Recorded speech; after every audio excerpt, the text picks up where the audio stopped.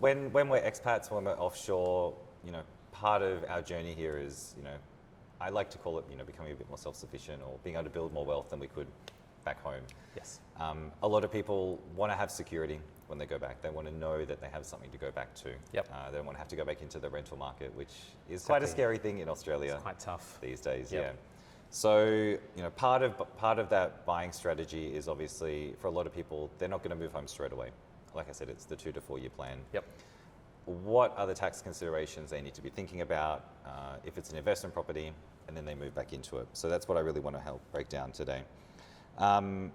Maybe you could help me define what do you call the future family home strategy? No, really good. So I guess the future family home is strategies normally partially emotional, which you've alluded to, and it's basically looking at buying a house that's more of a family house rather than an investment property. So your typical investment property is generally a property that's fairly solid, that's it's going to give you a really good return on your rents, low maintenance, and easy for a lot of tenants to move through it. Now, the future family home is a house, like it's a home that you want to move into.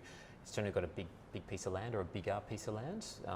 Most clients will buy a house and land as opposed to an apartment, and as a result, you've got a few tax considerations and cash flow considerations as well. So it's normally the biggest house that you can buy at the time. So normally there's a big loan attached to it.